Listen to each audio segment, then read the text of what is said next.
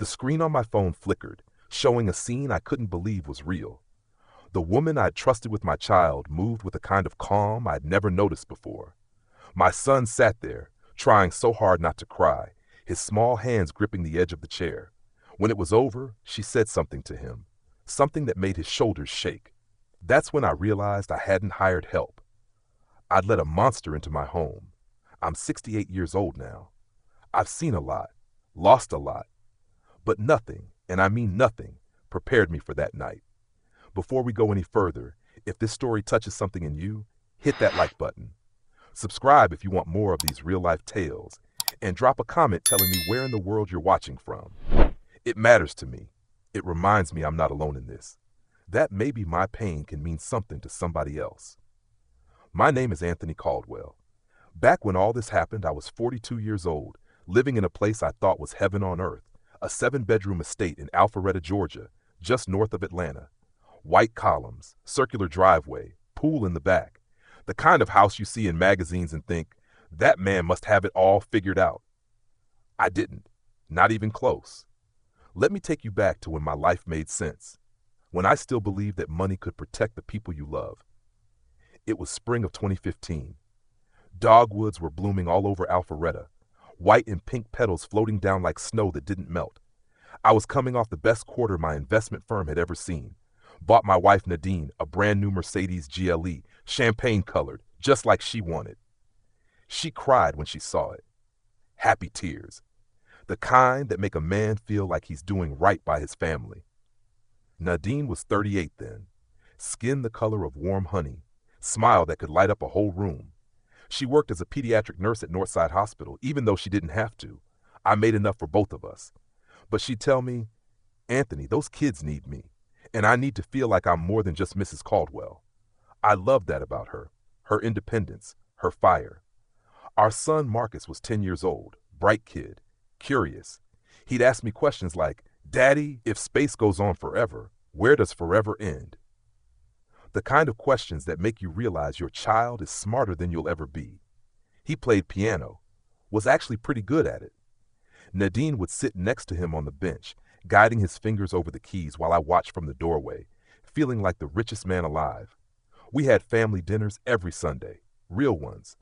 No phones at the table, just us three passing plates, telling stories, laughing about Marcus's science teacher who wore the same bow tie every single day.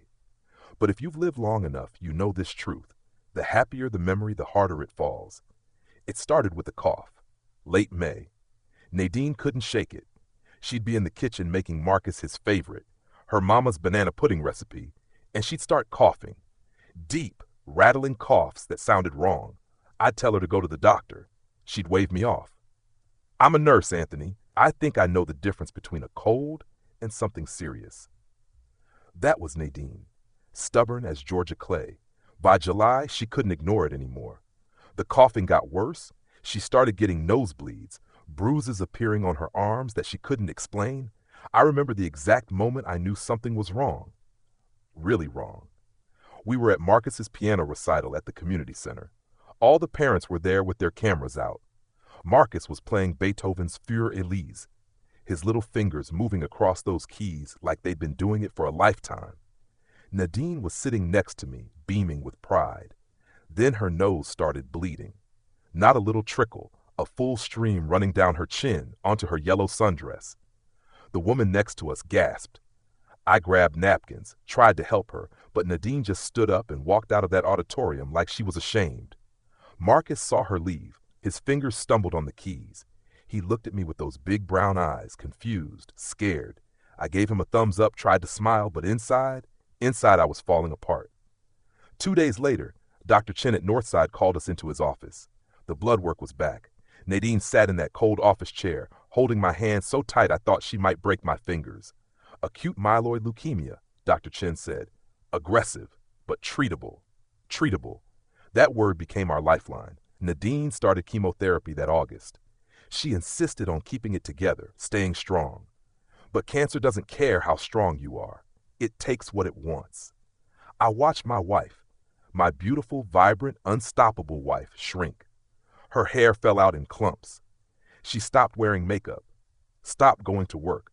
The woman who used to dance in the kitchen while cooking breakfast was now too tired to walk from the bedroom to the bathroom without my help. Marcus didn't understand at first. How could he? He was 10. I tried to explain it to him one night in his room, sat on the edge of his bed with its Spider-Man sheets and said, "Your mama's sick, son. Real sick, but the doctors are fighting for her." "Is she gonna die?" he asked me. I should have been honest, but I wasn't ready for that kind of truth, so I lied. "No, buddy, she's gonna be fine. Caldwells are fighters." He believed me. God help me, he believed me. That fall, Nadine spent more time in the hospital than at home. I'd drive Marcus to see her after school. He'd bring her drawings from art class, stories he'd written, anything to make her smile. She'd light up when he walked in, even when I knew she was in pain, even when the morphine made her loopy and confused. I remember one visit in October. Leaves were turning outside the hospital window, oranges and reds and golds. Marcus was showing Nadine a spelling test he got 100 on. She was so proud, kept saying, "That's my boy, that's my smart boy." Then she looked at me, and her eyes were different, clear, like she could see something I couldn't. "Anthony," she whispered after Marcus went to the vending machine, "promise me something. Anything. If something happens to me, don't let Marcus forget how much I loved him. Don't let him carry grief like it's a backpack he's got to wear forever. Help him find joy again. Promise me." I wanted to tell her to stop talking like that she was going to beat this. But something in her eyes told me she already knew the truth. "I promise," I said. 3 months later, I'd realized how impossible that promise was going to be to keep. January 14th, 2016, the day that split my life into before and after. It was a Thursday. Cold. One of those Georgia winter mornings where the air bites at your face and everything looks gray. I was at my office downtown, trying to focus on quarterly reports, but my phone kept buzzing. Northside Hospital. I knew before I even answered. "Mr. Caldwell, you need to come now." I drove 90 miles an hour down 400. Didn't care about speed limits, didn't care about anything except getting to her. When I got to her room, the hospice nurse, a kind woman named Patricia, was standing outside the door. "She's been asking for you and Marcus," Patricia said softly. "I don't think she has much time." I called my sister Denise, who'd been watching Marcus. "Bring him now," I said. My voice cracked. "Right now." Nadine was awake when I walked in, but barely. The cancer had taken everything. She looked like a shadow of herself. But when she saw me, she smiled. That same smile that made me fall in love with her 15 years ago. "Hey, baby," she whispered. I sat on the bed, held her hand. It was so light, like holding paper. "Hey, beautiful," I managed to say. We didn't talk much. What was left to say? We'd said everything over the past 6 months. The I love yous, the I'm sorries, the remember whens. Now it was just us, breathing together, for whatever time we had left. Marcus arrived 20 minutes later. He ran into that room like maybe if he got there fast enough, he could stop what was happening. He climbed onto the bed, careful not to hurt her, and pressed his face against her chest. "Mama," he said. Just that. Over and over, "Mama, mama, mama." Nadine stroked his head with what little strength she had left. "My sweet boy," she whispered. "You are so loved, you hear me? So loved." "Don't go," Marcus cried. "Please don't go." "I don't want to, baby, but sometimes we don't get to choose." She looked at me over Marcus's head. Her eyes were saying all the things her mouth couldn't anymore. "Take care of him. Keep your promise. I love you. I'm sorry. I'm so sorry." At 2:47 p.m., surrounded by the two people she loved most in this world, Nadine Caldwell stopped breathing. The sound Marcus made when he realized she was gone, that sound will haunt me until the day I die. It was something between a scream and a gasp, like his soul was being ripped out of his body.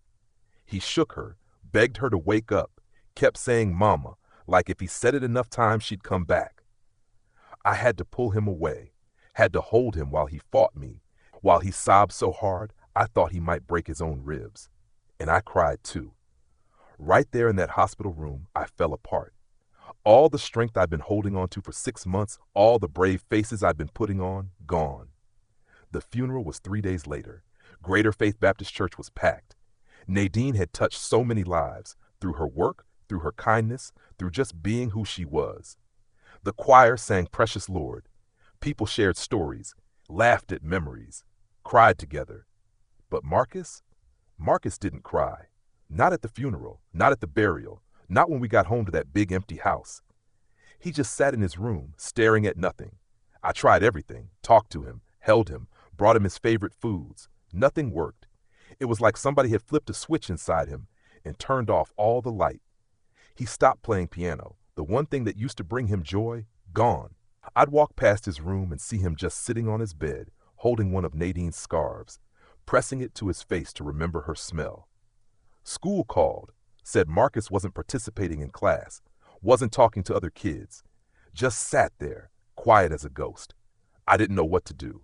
I was drowning in my own grief, trying to keep my business afloat, trying to be strong for my son, and failing at all of it. My sister Denise would come over, bring food, try to help. He needs time. Anthony, she'd say. Grief has its own timeline, but weeks turned into months, and Marcus only got quieter, more withdrawn, like he was disappearing right in front of me. I started traveling more for work, not because I wanted to, because I had to. The business was suffering. I was suffering. Everything was falling apart, and I was trying to hold sand in my hands.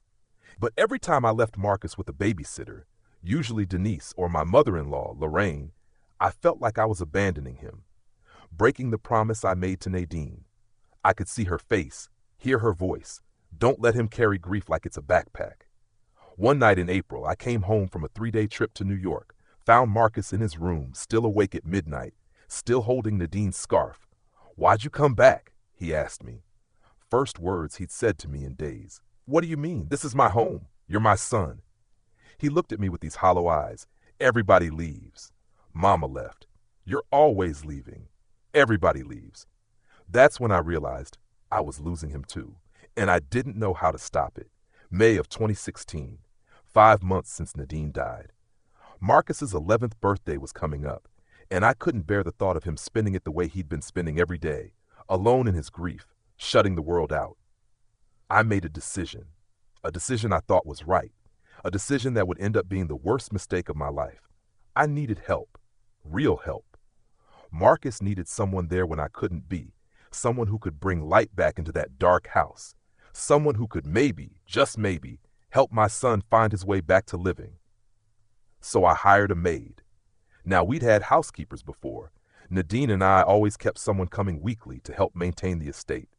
But this was different. I needed someone full-time, someone who could be there for Marcus, cook his meals, make sure he did his homework, be a presence in his life when my work pulled me away.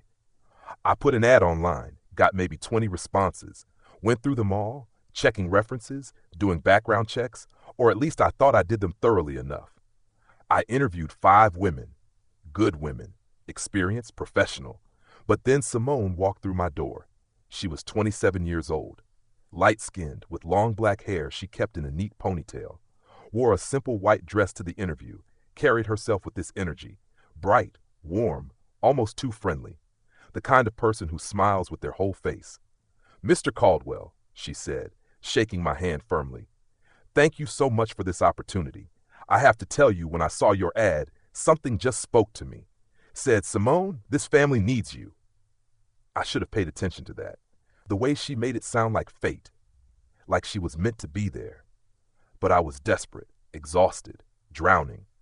We sat in my office downstairs. I asked her the usual questions, where she'd worked before, a family in Roswell, but they'd moved to Colorado, what experience she had with children, 3 years as a nanny, why she wanted this job. She loved helping families heal. That last answer should have been a red flag, but I heard what I wanted to hear. "My son," I told her, "has been through something no child should go through. He lost his mother 6 months ago. He's not the same kid he used to be. He barely talks, barely eats. I need someone who can help him find his way back." Simone's eyes got all soft and sympathetic. She reached across the desk and touched my hand. "Mr. Caldwell, I can't imagine what you've been through, what Marcus has been through, but I promise you, I will take care of that boy like he's my own. I will bring light back into his life."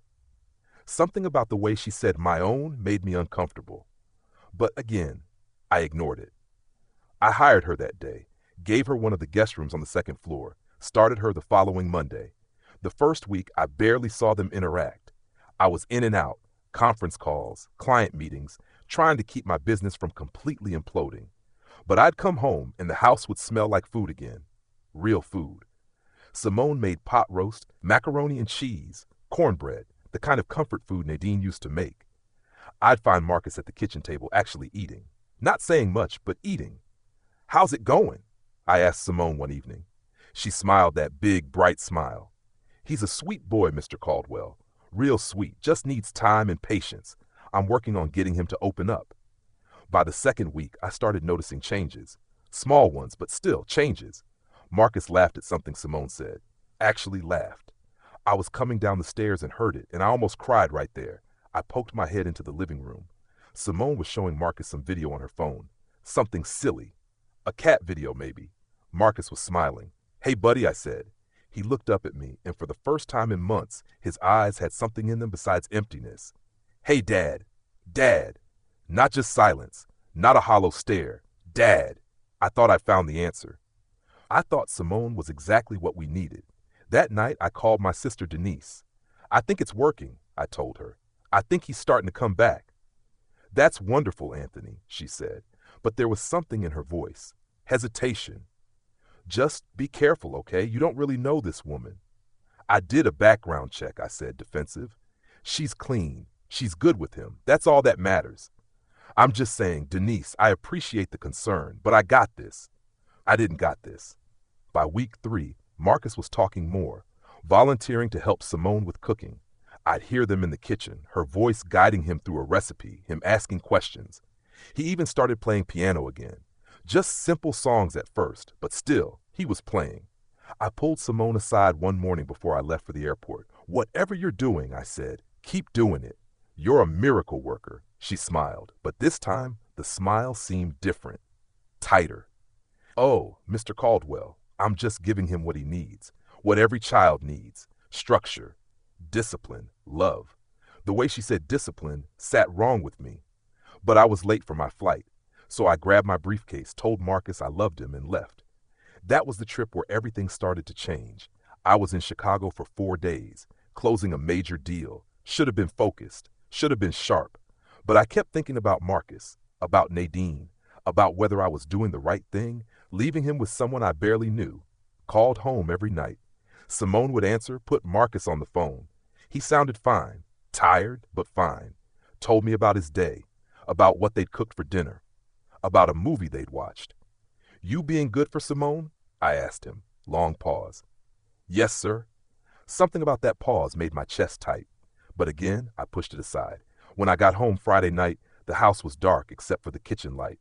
Found Simone at the table, reading a book. "Where's Marcus?" I asked. "In bed. He was tired. We had a big day." "What kind of big day?" She looked up at me with those eyes. "Oh, you know, schoolwork, piano practice. I've been working with him on his discipline, making sure he understands that there are consequences for not listening. That's what kids need, Mr. Caldwell. Firm boundaries." That word again, discipline. "What do you mean, consequences? Nothing major." She waved her hand like it was nothing. "Just timeouts when he doesn't follow instructions, taking away screen time, normal stuff." I nodded, but something felt off.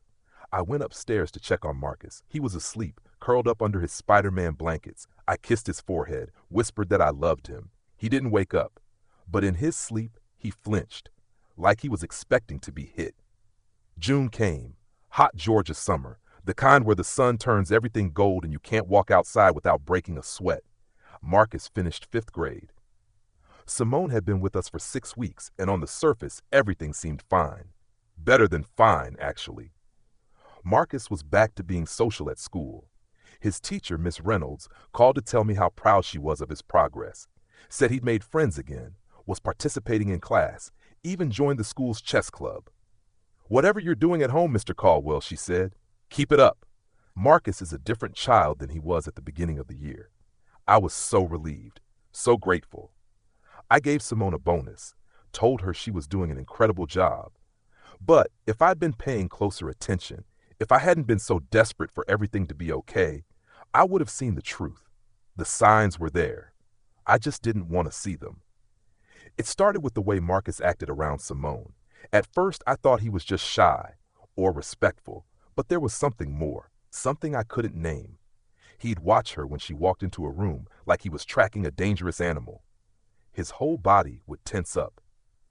One Saturday morning, I was making coffee in the kitchen. Simone came down the stairs, already dressed in her usual jeans and a white t-shirt, hair in that neat ponytail. "Morning, Mr. Caldwell," she said, all cheerful. "Morning, you're up early." "Oh, I like to get a head start on the day.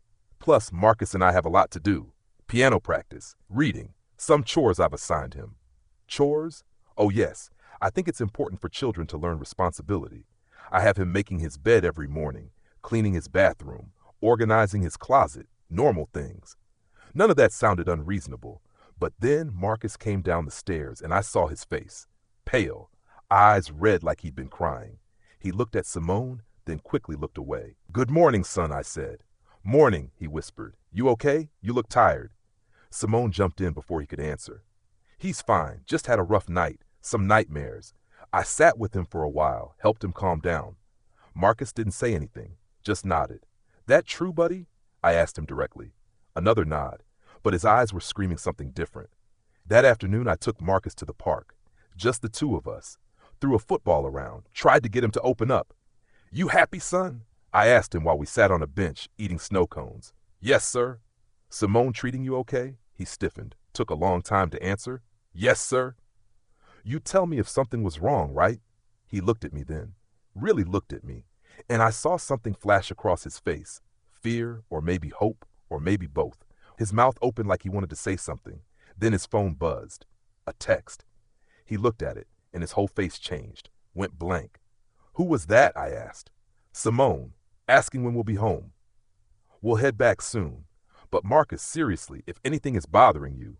"I'm fine, Dad. Can we go home now?" I should have pushed harder, but I didn't because I was scared of what I might find out.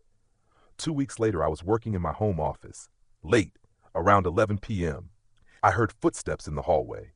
Quiet ones. I opened my door, looked out, saw Simone walking toward Marcus's room. I watched her knock softly, then open his door and slip inside. It was 11 o'clock at night. What was she doing in his room? I stood in my doorway, listening. Couldn't hear much, just muffled voices. Simone's voice, firm but quiet. Then she came out 10 minutes later, saw me standing there. She didn't even look surprised. "Oh, Mr. Caldwell, still up? What were you doing in Marcus's room?" She smiled. That same bright smile. He was having nightmares again, calling for his mother. I just went in to comfort him, read him a story, helped him settle back down. At 11 at night? "Children don't schedule their nightmares, Mr. Caldwell." She said it like I was being silly, like I was the one who didn't understand. I wanted to believe her. God, I wanted to believe her. Because the alternative, the thought that something else was happening, was too terrible to consider. "Maybe you should wake me instead," I said. "When he has nightmares, he's my son." Something flickered in her eyes, something cold. "Of course, Mr. Caldwell, but you work so hard, you need your rest. I'm here to help with things like this." She walked past me, back to her room, and I stood there in that hallway feeling like I'd just been dismissed in my own house. That night, I barely slept, kept thinking about Nadine's promise, about whether I was protecting Marcus or failing him, about whether I was seeing monsters where there were none or missing monsters that were right in front of me. The next morning, I went to check on Marcus before he left for his summer day camp.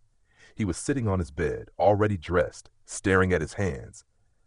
"Hey, buddy," I said, sitting next to him. He didn't look up. "Did you have nightmares last night?" A long, heavy silence. Then, quietly, "Sometimes." "About Mama?" He nodded. "And Simone helps you when that happens?" Another nod, but his jaw was clenched. His hands were balled into fists. "Marcus." I put my hand on his shoulder. He flinched, actually flinched from my touch. "Marcus, look at me." He didn't. "Son, if something's wrong." "Nothing's wrong." His voice was sharp, almost angry. "Why does everyone keep asking me that?" "I'm fine. Everything's fine."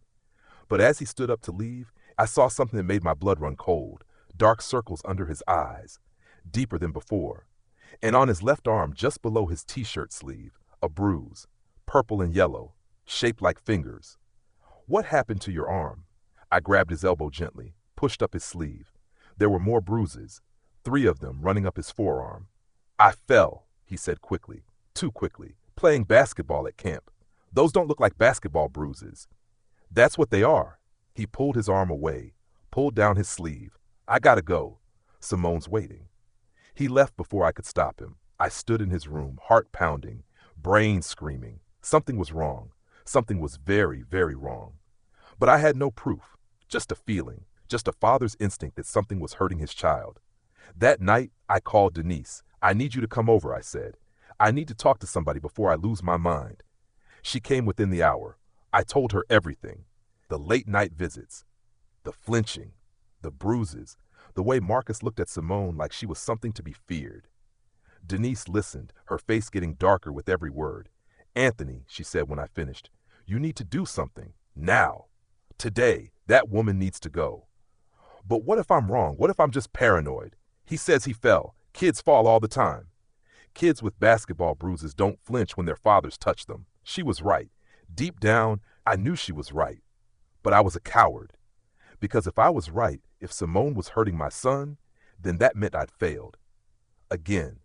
That meant I'd broken my promise to Nadine. That meant I'd let a monster into our home and served my child to her on a silver platter. I'll talk to her, I said. I'll confront her. If something's going on, she'll slip up. Denise grabbed my face, made me look at her. Don't talk to her, Anthony. Watch her. Catch her. Get proof. Because if you confront her without evidence, she'll deny everything, and you'll never know for sure. How do I get proof? She was quiet for a moment, then put a camera in Marcus's room. You want me to spy on my own son? I want you to protect your son. There's a difference. She left an hour later, but her words stayed with me. Put a camera in Marcus's room. The thought made me sick, made me feel like I was violating Marcus's privacy. But if something was happening to him, if Simone was doing something terrible, then I needed to know. I needed proof.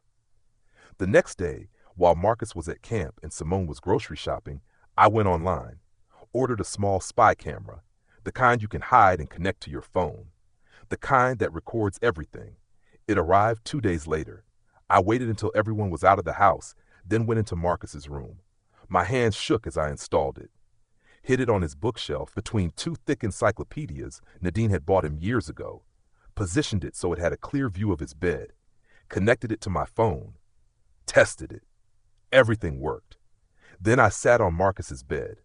The same bed where I used to read him stories, where Nadine used to sing him to sleep. And I prayed I was wrong. Prayed that the camera would show nothing. Prayed that I was just a paranoid father who'd lost his wife and was seeing danger everywhere. But God doesn't always answer prayers the way you want him to. Wednesday, July 13th, 2016. The night that destroyed everything I thought I knew about evil. I'd been in Houston all week. Big client presentation. Couldn't get out of it. Had the camera on Marcus's bookshelf for 4 days, but hadn't seen anything unusual. Maybe a few late-night check-ins from Simone, but nothing that seemed dangerous. Just her sitting on his bed, talking to him softly, maybe reading him a story like she said. I started to think Denise was wrong, started to think I'd let paranoia get the best of me. That Wednesday, I flew back to Atlanta, landed around 7 p.m. Traffic was brutal on 400, so I didn't get home until almost 9. The house was quiet when I walked in, living room dark, kitchen clean. Found Simone in the family room watching some reality show on TV. Mr. Caldwell, she said, standing up. I didn't expect you until later. Caught an earlier flight. Where's Marcus? In bed. He was tired. We had a long day. Something in the way she said it made my stomach drop. Everything okay? I asked, studying her face. Of course. Why wouldn't it be? No reason. Just checking. I went upstairs. Marcus's door was closed. I knocked softly. Marcus, you awake? No answer. I opened the door. He was in bed, back to me, curled up under his blankets, even though it was the middle of summer and the AC was barely keeping up. Hey, buddy, I'm home. He didn't turn around. Okay. You all right? Tired. I sat on the edge of his bed, put my hand on his shoulder. He tensed up immediately. Want to talk about your day? Not really. Can I sleep now? I wanted to push, wanted to demand answers, but he looked so small under those blankets, so fragile. All right, get some rest. We'll talk in the morning. I stood up to leave. Dad? Yeah, buddy? Long silence. Then I'm glad you're home. The way he said it, like he'd been drowning and I was air, broke something in me. I'm glad I'm home too, son. I love you. Love you too. I closed his door, stood in the hallway, pulled out my phone, opened the app connected to the camera.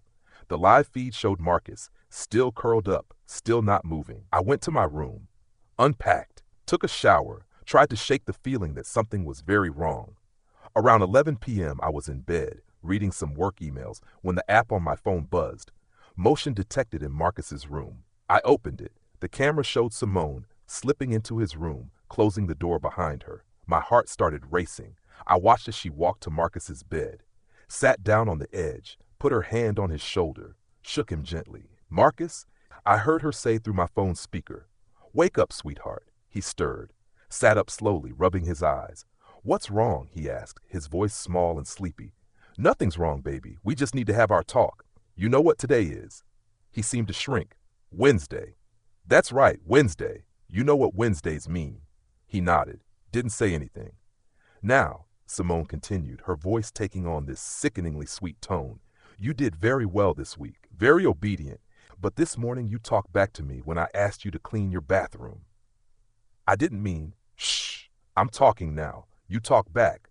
That's disrespectful, and you know how I feel about disrespect." "I'm sorry." "I know you are, baby, but sorry isn't enough. You understand that, right?" I watched my son nod, and my whole body went cold. "I need to discipline you," Simone said, "because I'm the only mother figure you have now. It's my job to make sure you grow up right, to teach you respect, to teach you consequences. Do you understand?" Another nod. "Say it." "I understand." "Good boy. Now, you know the rules. We can't have you making noise and waking up your father. He's had a long trip. He needs his rest." She reached into her pocket and pulled out a small hand towel. "Open your mouth." My hand started shaking so hard I almost dropped the phone. Marcus opened his mouth. She put the towel between his teeth. "Bite down. You remember how." He bit down. Then she stood up, reached behind Marcus's headboard, and pulled out a belt, a brown leather belt that looked old and worn, like she'd been using it for a while. "Now lie down on your stomach and pull up your shirt." "No," I whispered to my empty room. "No, no, no." But Marcus did exactly what she said. Lay on his stomach, pulled up his Spider-Man pajama shirt, exposing his back. And that's when I saw them. Marks. Old ones. Healed but still visible. Welts running across his back like train tracks. How long? How long had this been happening? "Count to 10, Simone said. "Remember, no screaming, no crying. If you're good, I'll let you call me Mama afterward. You'd like that, wouldn't you?" I couldn't hear Marcus's answer through the towel. Then she raised the belt and brought it down. The sound it made, leather cracking against a child's skin, echoed through my phone speaker. Marcus's whole body flinched, but he didn't scream. The towel muffled everything.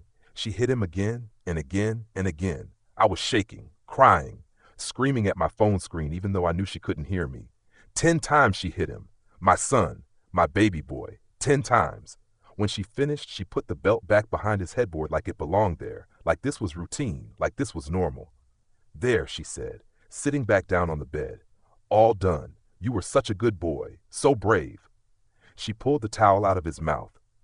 Marcus was crying silently, tears streaming down his face. "Now," Simone said, stroking his hair, "what do you say?" His voice was barely a whisper. "Thank you." "Thank you, who?"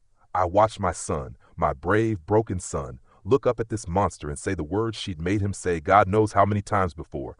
"Thank you, Mama." And she smiled, actually smiled. "Good boy. Now get some sleep. Tomorrow's a new day." She kissed his forehead, stood up, and walked out of his room like she just tucked him in for the night. I sat in my bed, phone clutched in my hand, watching my son cry into his pillow, and I felt my entire world collapse. I had let this happen. I had hired her. I had brought her into our home. I had failed Nadine's one request, protect our son. But as I sat there, something inside me shifted. Grief turned to rage. Guilt turned to purpose.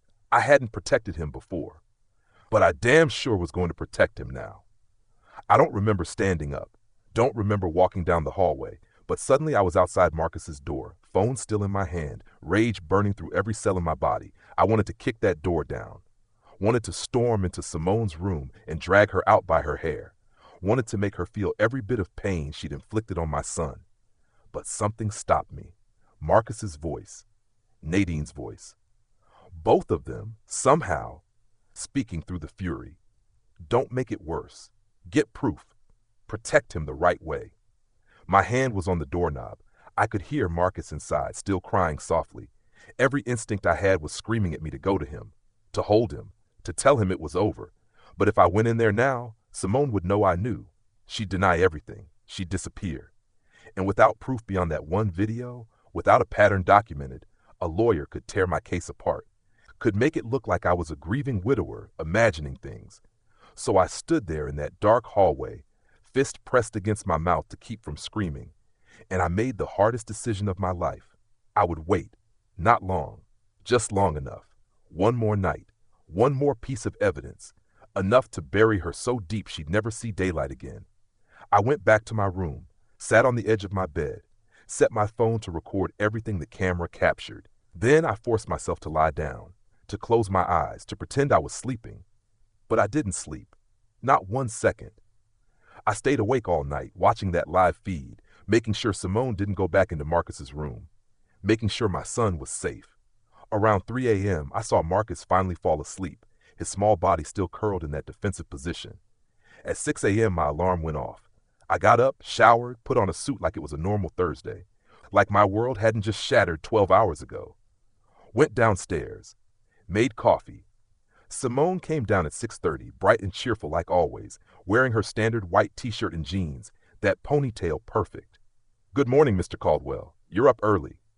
I looked at her, really looked at her. Tried to see the monster beneath that smile. All I saw was a pretty young woman who looked like she couldn't hurt a fly. That's the thing about evil. Sometimes it wears the friendliest face. "Got a full day ahead," I said, surprised at how calm my voice sounded. "Big client meeting." "Well, don't you work too hard. Marcus and I will be fine. We're going to have a great day. Aren't we, sweetheart?" Marcus had just come down the stairs. He froze when he saw me. His eyes went wide, panicked, like he thought I might have heard something, might know something. "Morning, son," I said softly. "Morning." He wouldn't look at me. "How'd you sleep?" Simone jumped in before he could answer. "Oh, he slept wonderfully. Didn't you, Marcus?" He nodded. "Come here, buddy," I said. "Give your old man a hug before I head out." Marcus walked over slowly. When I wrapped my arms around him, I felt him trembling. I held him tight, whispered in his ear so only he could hear. "I'm going to fix this. I promise. Just hold on a little longer." He pulled back, looked up at me with those big brown eyes full of questions and fear and desperate hope. "I love you," I said loud enough for Simone to hear. "More than you'll ever know." "Love you too, Dad." I grabbed my briefcase, walked to the garage, got in my car, drove around the corner, pulled into a shopping center parking lot, and I made 3 phone calls. First to my sister Denise, told her everything, every terrible detail. She started crying before I finished. "Oh my God, Anthony, oh my God, that poor baby, where are you?" "Parking lot near the house. You need to call the police, right now." "I will. But I need you to do something first. I need you to call Marcus's pediatrician, Dr. Morrison. Tell him I'm bringing Marcus in today for an emergency examination. Tell him to look for signs of physical abuse. Document everything." "I'm on it. What else?" "Can you meet me at the house around noon? I'm going to need backup when I confront her. I'll be there at 11:30, Anthony." Her voice cracked. "How did we not know? How did we not see it?" "Because she's good at what she does," I said.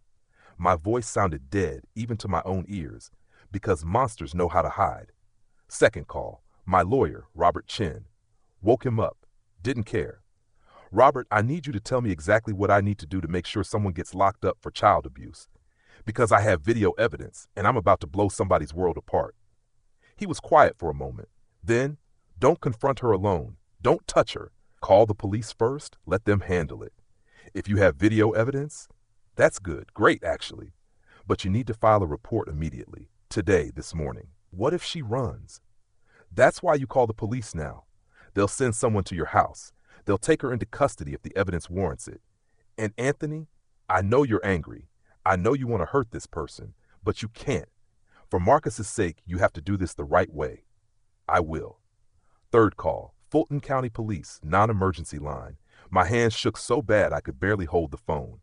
"I need to report child abuse," I said, "of my son, by our live-in housekeeper. I have video evidence." The operator's voice went from bored to alert in an instant.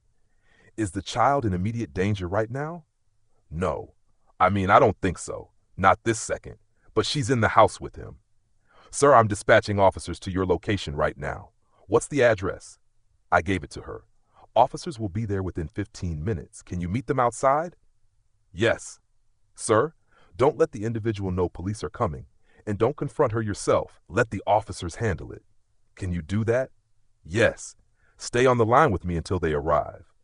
So I sat in that parking lot, phone pressed to my ear, watching the minutes tick by on my dashboard clock, praying Marcus would be okay for 15 more minutes, praying I hadn't waited too long. At 7:23 a.m., 2 police cruisers pulled into the parking lot. I hung up with dispatch, got out of my car.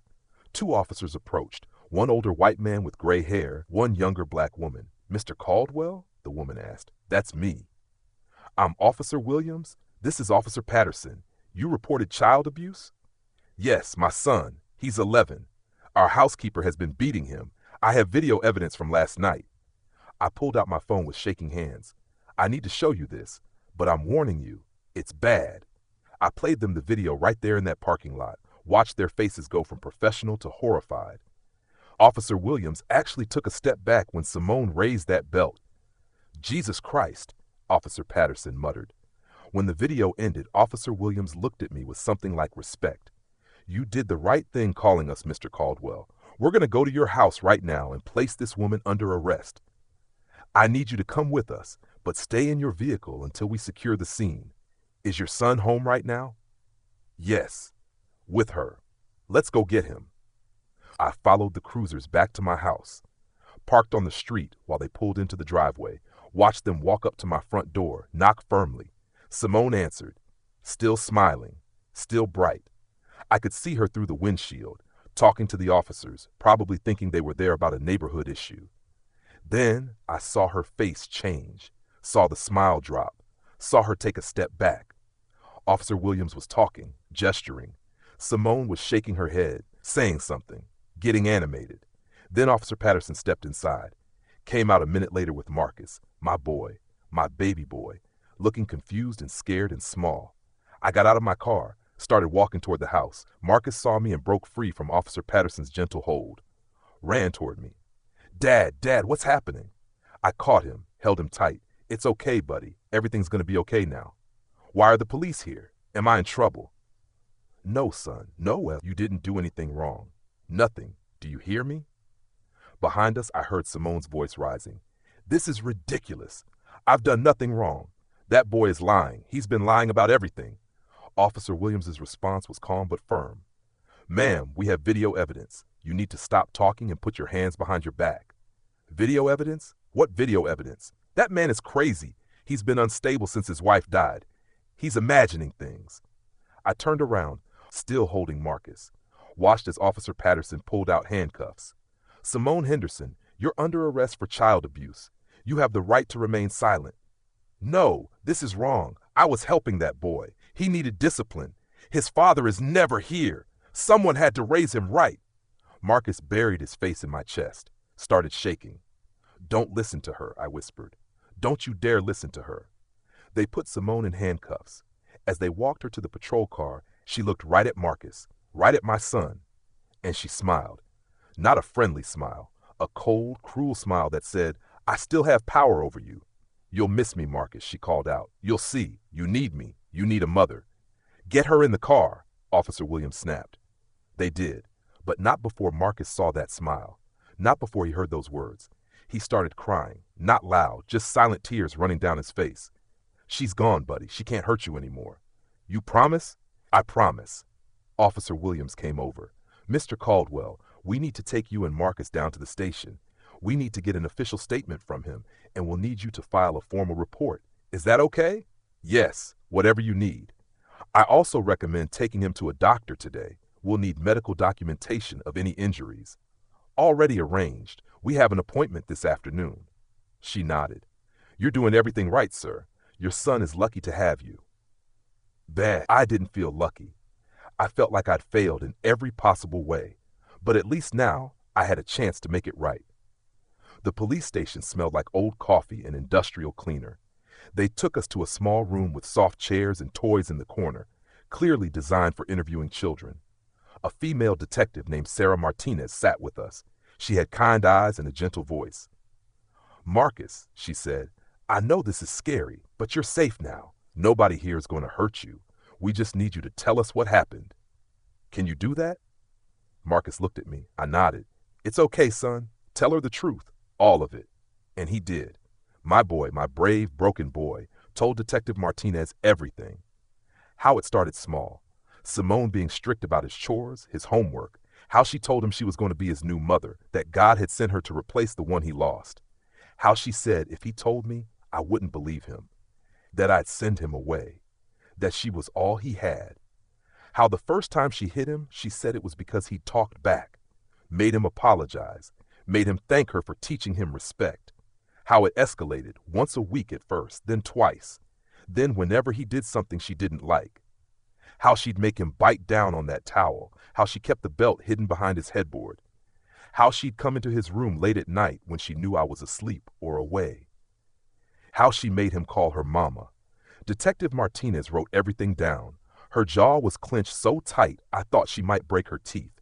When Marcus finished, she put down her pen.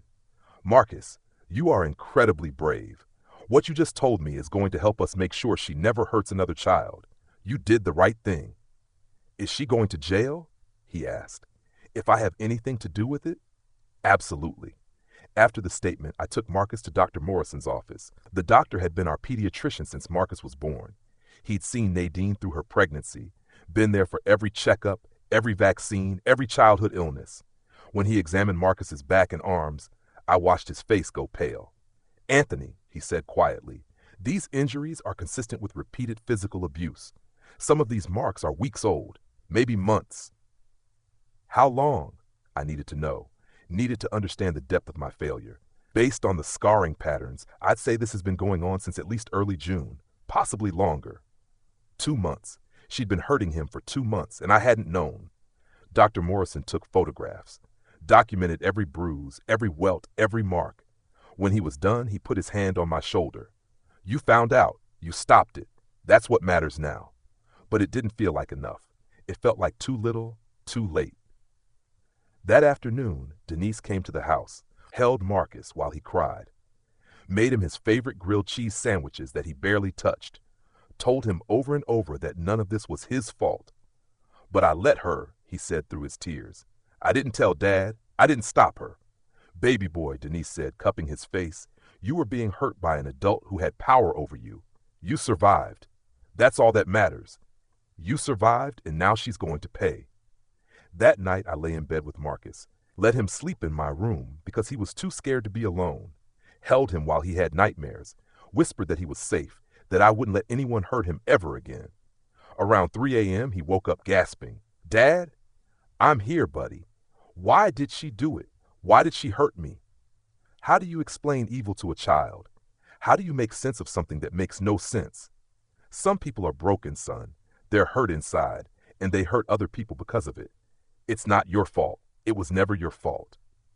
"I miss Mom," he whispered. "If Mom was here, this wouldn't have happened." And that broke me. Completely broke me. "I know, buddy. I miss her too, every single day, but she's watching over us, and she's proud of you, so proud of how brave you've been." "You think so?" "I know so." The next few days were a blur. Detectives calling, lawyers talking, the district attorney's office getting involved. They charged Simone with multiple counts of child abuse, child endangerment, and assault. She pleaded not guilty. Hired a lawyer who tried to paint her as a misunderstood caretaker trying to discipline a troubled child.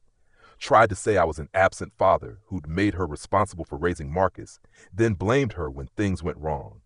Robert Chin, my lawyer, shut that down fast. "We have video evidence," he told the DA. "Clear, undeniable video of her beating an 11-year-old child. No jury in the world is going to buy her defense." The preliminary hearing was set for 2 weeks later. July 29, 2016, the longest 2 weeks of my life. Marcus started having panic attacks, would wake up screaming, started wetting the bed again, something he hadn't done since he was 5, wouldn't let me out of his sight. If I had to go to another room, he'd follow me. My sister suggested therapy. I called 5 therapists before I found Dr. Ellen Rodriguez, a child psychologist who specialized in trauma. She met with Marcus twice that first week. After the second session, she pulled me aside. Mr. Caldwell, your son has experienced significant psychological trauma on top of the physical abuse. He's going to need extensive therapy, possibly for years. PTSD, anxiety, trust issues, these things don't heal overnight. Whatever he needs, I said. Money isn't an issue. Time isn't an issue. Whatever it takes. The good news is you caught it. You got him out. Many children suffer for years before anyone notices. Your son has a chance at healing because you acted. I wanted to believe her, wanted to think I'd done something right. But every time I looked at Marcus, at his haunted eyes, his nervous hands, the way he flinched at loud noises, I was reminded of how badly I'd failed. Work called, asked when I'd be back in the office. I'd been out for 2 weeks. Clients were complaining. Deals were falling through. I don't know, I told my partner Vince. My son needs me. Anthony, I get it, but we have a business to run. You can't just disappear. I looked at Marcus, sitting in the living room with Denise, barely talking, barely eating, and I made my second biggest decision of that year. Then buy me out, I said. What? Buy me out of the firm. I'm done. My son is more important than any amount of money. Find another partner. I'm out. Vincent was quiet for a long moment. You're serious, dead serious. Anthony, you built this company. You can't just walk away. Watch me. And I did. I started the paperwork that day. Didn't care about the valuation. Didn't care about losing money. Just wanted out. Wanted to focus on what actually mattered. Because I'd learned something in those 2 weeks. Money couldn't protect you from evil. Success couldn't shield you from pain. All the things I'd worked for, all the wealth I'd accumulated, none of it had kept my son safe. But being present could. Being vigilant could. Being the father Marcus needed me to be, that could make a difference. On July 29th, we went to court. Fulton County Courthouse. Big stone building downtown that smells like old wood and stale air and the weight of 1,000 broken lives. I held Marcus's hand as we walked up those steps, cameras flashing, reporters shouting questions. Mr. Caldwell, how do you feel about the case? Marcus, can you tell us what happened? I pulled Marcus close, shielded him. No comment, let us through. Robert Chin was waiting inside. Tall Chinese man in an expensive suit with the kind of sharp eyes that missed nothing. They're going to want Marcus to testify, he said as we walked to the courtroom. Are you okay with that? Is he okay with that? I looked down at my son. Marcus's voice was small but steady. I want to. I want to tell them what she did. You don't have to, buddy. The video is enough. I want everyone to know. I want her to hear me say it. That's when I realized my son was stronger than I'd ever given him credit for. The courtroom was packed. Simone sat at the defense table in an orange jumpsuit, her lawyer beside her. She looked different without her ponytail, hair down, no makeup, looking small and vulnerable. That was the plan, Robert told me. Make her look harmless. Make the jury think she couldn't possibly be capable of what she was accused of. The judge entered. Judge Patricia Thompson. Black woman, maybe 60, with gray braids and eyes that had seen everything. All rise. We stood. The charges were read. 4 counts of aggravated child abuse, 3 counts of simple battery against a minor, 1 count of child endangerment. How does the defendant plead? Simone's lawyer stood. Not guilty, Your Honor. The preliminary hearing lasted 3 hours. The prosecution presented their evidence, Dr. Morrison's medical report, Detective Martinez's statement, the photographs of Marcus's injuries, and the video. They played it on a screen for the whole courtroom to see. I heard people gasp, heard someone in the back start crying, watched the jury's faces go from neutral to horrified. Simone watched too, sat there with no expression, like she was watching someone else's life. When the video ended, the prosecutor, a sharp woman named Angela Davis, stood up. Your Honor, the evidence is clear and undeniable. This woman systematically abused a vulnerable child over the course of at least 2 months. She manipulated him into silence, exploited his grief, and inflicted both physical and psychological torture. The state requests that she be held without bail until trial. Simone's lawyer jumped up. Your Honor, my client maintains her innocence. The video may look bad out of context, but out of context? Judge Thompson's voice could have cut glass. Counselor, I just watched your client beat a child with a belt while he bit down on a towel to keep from screaming. What context makes that acceptable? My client was attempting to discipline. Discipline? The judge leaned forward. That wasn't discipline. That was assault. Counsel, you're going to have a very hard time defending this case. Then came Marcus's turn to testify. They'd set up a screen so he wouldn't have to look directly at Simone, but I could see her watching him, that cold smile still playing at her lips. Angela Davis approached him gently. Marcus, can you tell the court what happened during your time with Miss Henderson? And my son, my brave, beautiful son, told his story, again, in detail, how it started, how it escalated, how scared he was, how alone he felt. His voice never wavered, not once. When he finished, Simone's lawyer tried to cross-examine him, tried to poke holes in his story, tried to make him seem like an unreliable witness. Isn't it true, Marcus, that you were struggling with your mother's death? That you were acting out at school? That you needed structure? Yes, Marcus said. And isn't it true that Miss Henderson provided that structure? Yes.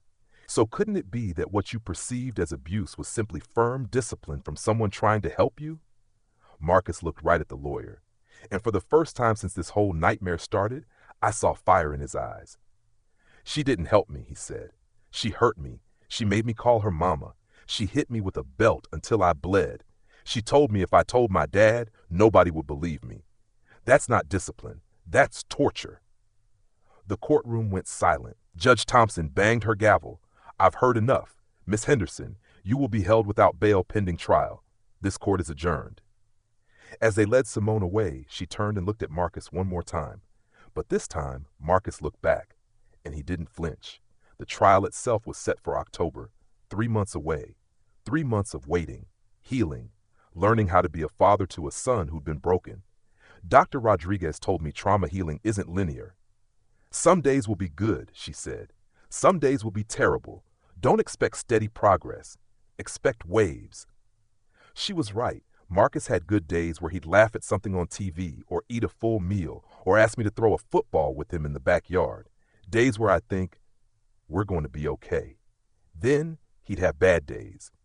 Days where he wouldn't get out of bed, where he'd flinch if I raised my hand too fast, where he'd wake up screaming from nightmares, calling for his mother, both of them, Nadine and the monster who pretended to be one. August was especially hard. Marcus started having flashbacks. We'd be watching a movie and something would trigger him, a character yelling, a belt visible in a scene, and he'd spiral, curl up in a ball, rock back and forth, lost in the memory.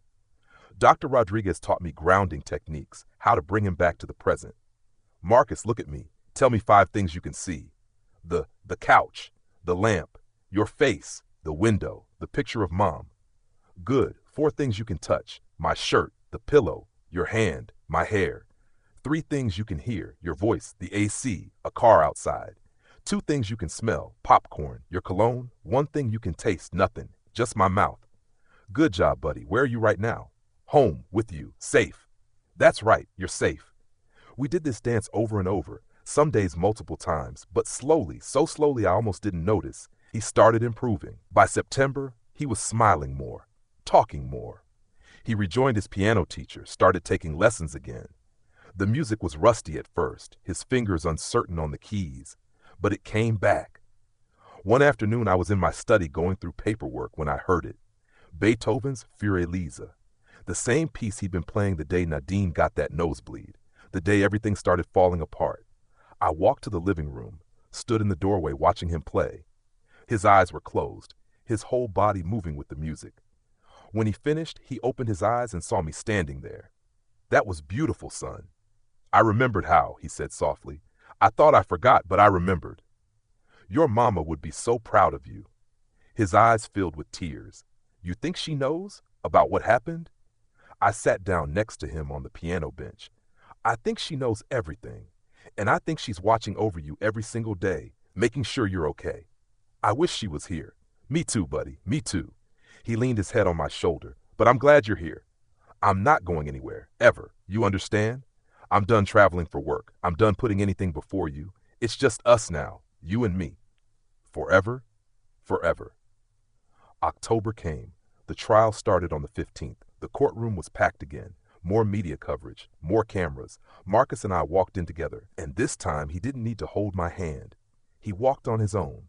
The trial lasted 5 days. The prosecution presented their case. Medical experts testified about Marcus's injuries. Dr. Rodriguez testified about the psychological damage.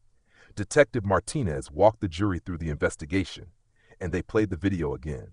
Every juror watched. Some cried. One older woman covered her mouth in horror. Simone sat there through all of it, emotionless, like none of this affected her, like she'd done nothing wrong.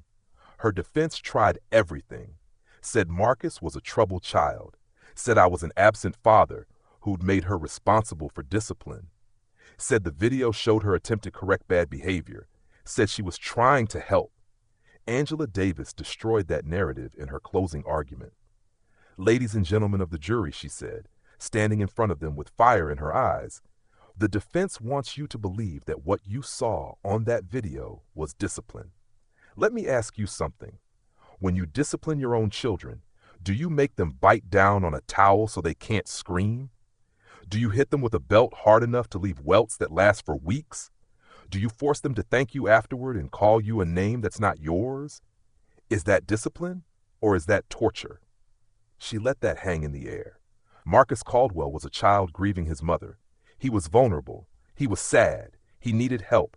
And Simone Henderson exploited that vulnerability. She manipulated him. She isolated him. She beat him repeatedly over the course of months. And she made him believe that if he told anyone, nobody would care. That's not discipline. That's abuse. Plain and simple. And the evidence proves it beyond any reasonable doubt. The jury deliberated for 3 hours. When they came back, the foreperson stood. Has the jury reached a verdict? We have, Your Honor. On the charge of aggravated child abuse, count 1. How do you find?